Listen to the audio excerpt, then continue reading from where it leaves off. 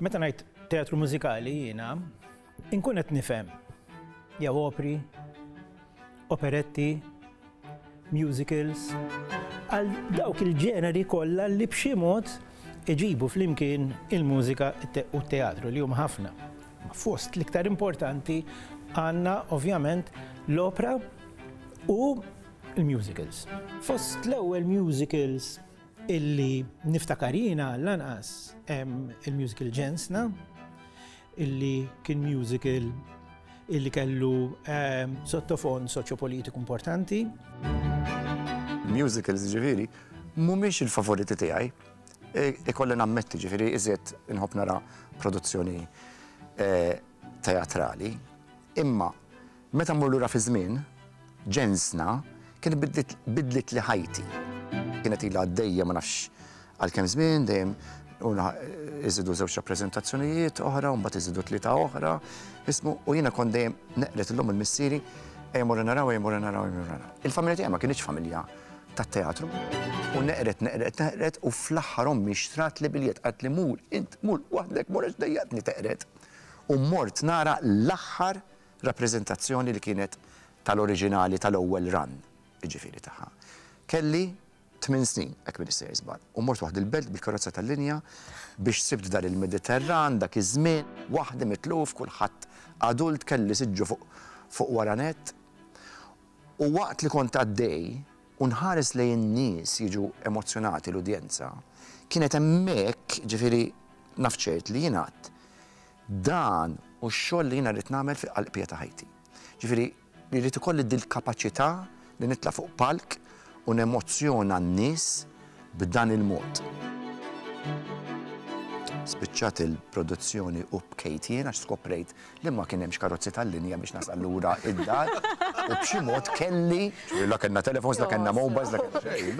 Kelli nimxi allura minn dar il-Mediterran sa San Ġiljan, ġifieri u ommi tistennini fil-gallerija kien hemm kemm ġejt Dik daw l-iżviluppi kollha illi jeżistu qabel ma kien hawn dan il-boom biex ngħidu hekk tal-musicals.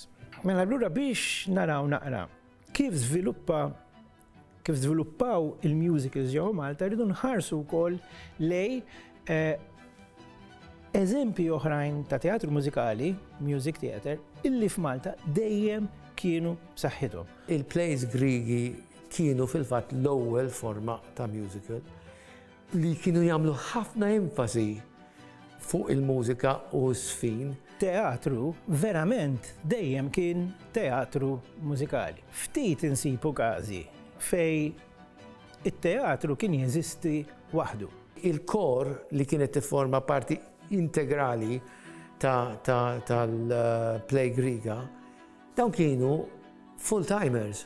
Xogħolhom kien li jisnu u jkantaw ċerta ħeġġa, ċerta skills mhux normali, kienu kważi akrobatiċi. L-ewwel darba li bdew jogħġbuni musicals meta rajt waħda live kont l-Amerika u kont New York Broadway kienet għadha ħirġa Chorus Line dak iż-żmien. U kien baqalhom biljett wieħed u kont ma' City u ma' ieħor qalu li ħudu minn dal-biljett u mor inti. Xi kif kellek żmien? Kelli xi 26 hekk. U bqgħet impressjonat. U minn dak iż-żmien, ma minn dejjem jogħġbuni l-musicals, anke meta kont żgħir imbagħad meta mort l-Amerika u hekk nistudja u ġejt lura. Kienu kontattjawni biex nagħmel din ir-rock opera li jisimha Ġensna, insomma. Pawlu kien għadu kif ġiluna mill-Amerika. Minn Berkeley, Kien gradwa u ġi mimli enerġija u effervescenza biex joħloq. U ħoloq propju il-music il-Maltija għal dak iż-żmien b'mod li kien innovattiv, stili ta' mużika differenti ħafna minn dak li konna mdorrijin nisimgħu li għal dak iż-żmien kien sar tedjanti, naħseb jien il-Maltija u daw l-affarijiet. Allura ta' spinta u ta' xi ħaġa moderna għalkemm illum narawha bħala klassika fil-qasam tal-musical. U naħseb musicals Maltin minn dejjem kien hemm kif qed naraw minn dejjem. L-ewwel waħda kienet rock opera. Jisimha Dream. Dream Iva mela ta' Kombinazzjoni ta' Joe Kirkhope. Kombinazzjoni dak fil-festival għamilna song tiegħu Warda fi ġnien ta' Joe Kirkhope. U għalli xi darba nixtieq nerġa' nagħmel l-ewwel rock opera li saret Malta, jisimha Dream. Għalli xi darba nixtieq nagħmilha. Għatlu xi darba niltaqgħu tkun xi ħaġa sabiħa din naħseb fil-bidu tas-70s kienet. Mela, kont smajt mużika dik dak tal-70s mela tal-hippies. Jiġifieri, tifhem? Imma jiġifieri nkitbu ħafna għal-ċokon ta' pajjiż naħseb li qegħdin aħna. Fis-seklu 18 u l-iktar is-seklu 19 il-forma prinċipali ta' teatru f'Malta kienet l-opera.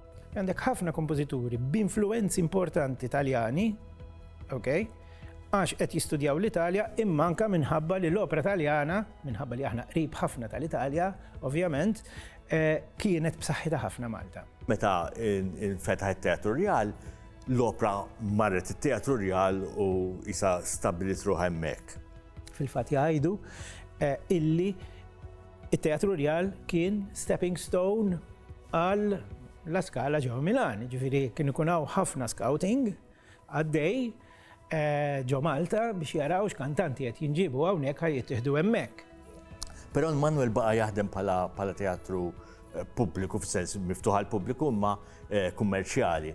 Allura kienu jġibu ħafna kumpaniji ma tantx kienu jġibu opera, għax naturalment l-opera kienet naħa l-oħra, allura kien hemm biex ngħidu hekk ġeneri iżgħar. Partikolarment l-operetta. Illi din ukoll kienet b'saħħitha ħafna u l-operetta tibda tmur iktar qrib tal-musicals. Ġensna l-iktar li kenna 55 rappresentazzjoni. U baqbad sejra throughout the years. U kull meta ntellawa dejjem full up to the brink. U mhux rappresentazzjoni waħda, 13 il-rappresentazzjoni u nerġgħu nagħmlu tnej oħra. Hemm xi ħaġa li l-udjenza tat-tirhom għal ġensna. Minn xi ħaġa żgħira li konna nirrekordjaw x'għandir Malta, mbagħad dejjem kibret u hekk. Spiċċajna ġifier rikordjajna sqallija dak iż-żmien laqas kien hawn recording facilities jiġifieri multi-track. U mbagħad bqajt sejjer musicals oħrajn u hekk. Nifakarom il-ġenituri tiegħi bil-każett tal-ġensna u l-ġirien doqqu għatajja ta' kismin. Fuq livell ta' aċċessibilità għall-udjenza ġensna kien xogħol illi għal min kien jgħix fi snin 80, ħafna mill-kanzunetti ġifieri kienu kanzunetti illi konna nisimgħuhom u b'xi mod konna nafuhom. Ġifieri kien hemm ċertu aċċessibilità. Kien hemm ieħor pereżempju di stramba għalli bat li l-klim ta' tema 79, għatlu għaxix. Għalli satara, u mbagħad dajr kien jabda ma ta' dawl, kixif li hawnhekk.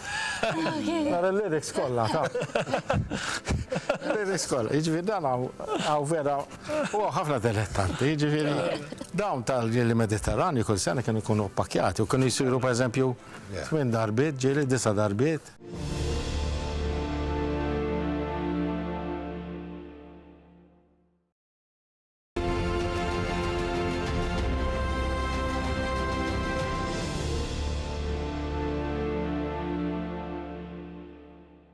L-akbar challenge kienet meta kelli nkanta isimgħu ftit tal-bajżu. Isimgħu ftit, isimgħu kliemi, jien fil-mod nismajt xrajiet li baw f'moħħi. Meta rajt kif ritu id-destin. Dil-kanzunetta bdiet video klip tal-bajżu warajja beda jkantaw u nkompli minn hemm lemjien. U jiena bniedem namozzjona ruħi immens. Xin der il-bajżu fuq l-iskrin u n-nies kulħadd trid jaqla l-MFCC minn posta biċ-ċabċib u kien hemm dik l-emozzjoni kollha. Jien kont qed niġġieled miegħi nnifsi biex ma nibkix u noħroġ bleħni sot u nipprova nkanta u nkompli ma dik il-kanzunetta. Naħseb dik kienet waħda mill-akbar challenges mhux fil-musicals naħseb fil-karriera tiegħi kollha. Għax ħadd ma jgħix mifrud jew taħt ħakkim, ħadd ma jgħix jekk ma jkunx ħaddim, jekk jgħix miċħud mislim. Xi ħadd li jagħmel ħafna teatru mużikali huwa Michelangelo Borg li għal-bidu kien jipprova jikteb ix-xogħlijiet u mbagħad induna li l-aħjar ħaġa li seta' jagħmel kien li jaddatta xogħlijiet barranin, jittraduċi u jaddatta. Imma beda wkoll jittraduċi l-operetti li kienu popolari ħafna bej is-seklu 17 u l-ewwel nofs tas-seklu 20. Ħafna drabi daw ikunu kummedji, ħafna drabi kollhom huma bbażati fuq kanzunetti jew ari fil-każ tal-operetti illi huma tal-widna. Mela allura ġiġa qed noqorbu iktar lej il-kunċett tal-musical. Allura li kien jagħmel Michelangelo Borg kien jaqbad l-opera, jaqbad il-mużika tal-opera, isiru plots komiċi u jikteb lirika għal kanzunetti tal-opera stess. U daw kien jieħodhom bis-serjetà ħafna, ġifieri kien jibni sets, jġib il-kostumi u għal ċerti perjodi kien saħansitra jtellaħħom fit-Teatru Rjal. Ġifieri l-istess teatru fejn il-Maltin kienu qed imorru jaraw l-opera bit-Taljan, kienu qed imorru jaraw parodija ta' dik l-opera bil-Malti. Michelangelo Borg kien bniedem attiv ukoll fil-politika u kellu l-idejat tiegħu u naturalment ma kienx kontra l-influenza Ingliża. Allura, meta Michelangelo Borg jibda jagħmel it-traduzzjonijiet tat-teatru mużikali bl-Ingliż, isu l-influenza Ingliża tibda tiġi aċċettata wkoll, ma tibqax daqshekk barranija, ma tibqax biss xi ħaġa li jagħmlu l-Ingliżi, imma issa qed jagħmluha il-Maltin u saret Maltija x'qed jagħmluha bil-Malti. Ġensta partikolari jiena niftakar tfal, il-furur li kien hawn kulħadd isemmija u naħseb kienet waħda mill-iktwal musicals Maltin li baqgħet għaddejja bħala ranż u mbagħad kienet tilgħat l-Italja minn għalija jew kienu rekordjaw il-mużika l-Italja. Rekordjaw il-mużika l-Italja. Naf li kienu tellaw xi rappreżentazzjonijiet minn għalija l-Italja wkoll tagħha u l-Awstralja, l-Awstralja żgur. Meta naħseb fil-kbar, il-vuċijiet il-kbar, il-Bajzu, Jose Coppini li kienu fiha, Catherine Weiger dak iż-żmien. Joe Gutierrez, Paul Jordan Majna. Tal-li, ġifiri. Tal-ħaġeb, li niftakar hekk, ġifiri. Lido li tiegħi kollha, nisper li ma sejna l-ħadd minnhom għax kien hemm ħafna. Le sejna ħafna minnhom.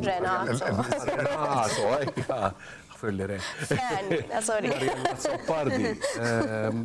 Ħafna vuċijiet sbieħ dak iż-żmien.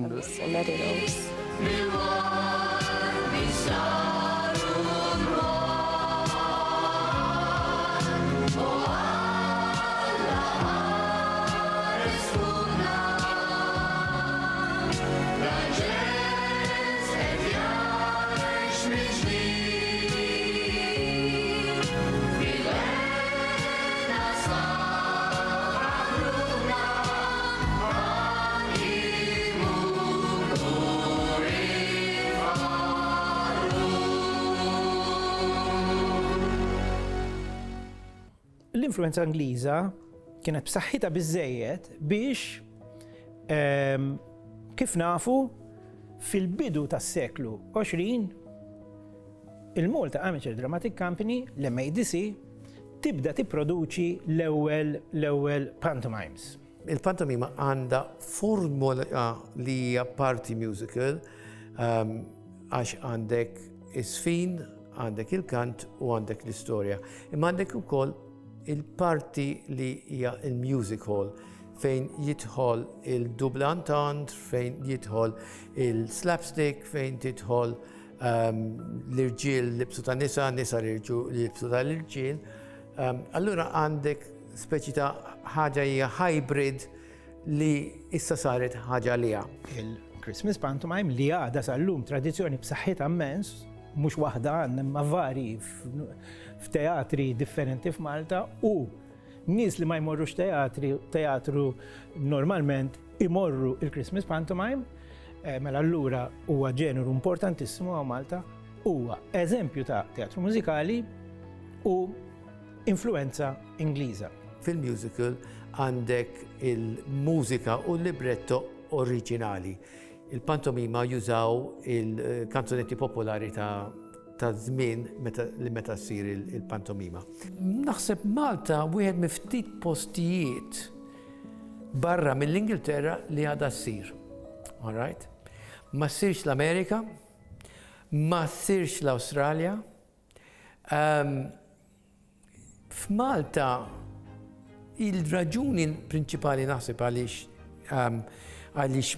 għadha ssir hija l-fatt li kienet waħda minn ftit live performances fejn daħlet is-satira u l-iktar is-satira politika. Wieħed minn nies li kien involut ħafna kien ċertu Campbell Todd kien fil-militar, kif ġie Malta, waħda mill-affarijiet li donnu kien interessat fija kien illi jagħmel it-teatru. U minn barra illi kiteb jew beda jikteb il-pantomimi bl-Ingliż naturalment illi mbagħad itellaw il-kumpanija il-Malta Amateur Dramatic Society dak iż-żmien illi mbagħad saret il-MADC. Kienet jikteb il-musicals, waħda minnhom kien jisimha Captain Reese of the Mantelpiece, illi hija direttament ibbażata fuq xogħlijiet ta' Gilbert and Sullivan. Iż-żmien ta' qabel, iż-żmien ikoniku tal-Stage Commandos. Ekku. Li bdew fit-tarzna waqt il-gwerra, Ekku. żviluppaw taqdu b'ċajta bejniethom, uffiċjal Ingliż Romo qallhom keep it up, ibqgħu għaddejjin biha di qed tgħin il-moral tan-nies li qegħdin jaħdmu fit-tarzna u minn hemmhekk splodew, mbagħad insomma radju misketteri, affarijiet tal-iswa.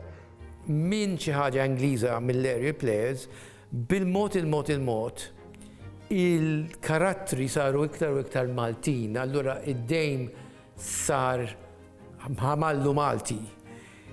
Il-ċajt kien fuq il-gvernijiet u il-politiċi Maltin u anki l-użanzi tagħna. Ħafna drabi il-pantomima hija l-ewwel ħarġa tat-tfal għal teatru ħaj, għal teatru fejn, u din hija ħaġa oħra, fejn l-udjenza hija parti integrali tal-performance. U tinbidel kull reċta, kull performance hija differenti skont l-udjenza li tiġi tara. Allora din hija, again, element li ma tantx tara fil-musical. Ġensna naħseb li kienet l-ewwel waħda li marret fuq skala nazzjonali illi ġiet prodotta b'mod kbir. Li waslet għand kulħadd, li kulħadd kien jaf bija ġensna. Ma barra mużikalment naħseb ukoll li anke il-lirika wkoll il-combination. Tkellem fuq l-emozzjonijiet ta' poplu tan-nies individwali. Kull kelma ma tistax tinsihom jibqgħu għal dejjem. Mara li tismagħhom u hekk, pereżempju mitna l-barrani għalik. Mitna l-xejn, mitna l-barrani,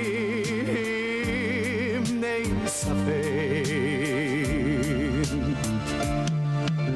Mitna fid-dem ta' ġens mingħajr ħtija li sakemm baqa' mill-logħob ma rafx is-siel tal-ħelsien. Ħelsien minn taħt ħatmiet u ġnus l-dewwa tal-Maltin. Midna ta' xejn, midna l-barrani, mnejn sa fejn. Midna fil-lem ta' ġens li tem fid-dmija li sakemm baqa' miċħud ma rafx iġġieled biex itluq ta' kemm il-nisel kemm il-sit iseħħ matul is-snin. Musical tkun tajba meta l-udjenza tħossha parti mill-istorja. Ekku. Li qiegħed hemmhekk u qed tħossok parti isek veru qed inxena inti avolja qed tara xena.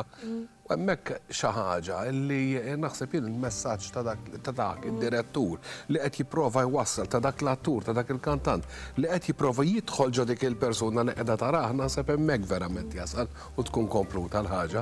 Għaw ħafna nies sfortunatament Maltin li għadhom qatt esperjenza u t-teatru, l-emozzjonijiet li tħoss dak il-ħin tara n-nies fuq il-palk, aħna nkunu fuq il-palk, immaġini nkunu fuq udjenza. Mela. Jibqgħu fik għal dejjem, ma tinsihomx, ġifieri jiena għadni niftakar meta mort nara jiena anke l-modernità, anke bħal Mamma Mia, bħal We Will Rock You, tibqa' tħossu ġo fik. U għalhekk tibqa' valid għallu, mhux l-emozzjonijiet. Eżatt. Mill-emozzjoni. Relevanti. Veru.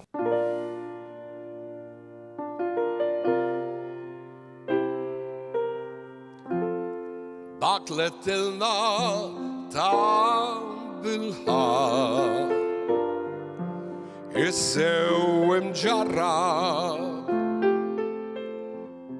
dak li tilna għaddejnieh matul iż-żmien kulħadd jaf ħadd ma straħ id-destin ma tridx tafdaħ kemm ħajjiet ta' nies kburin ma baqgħux sħaħ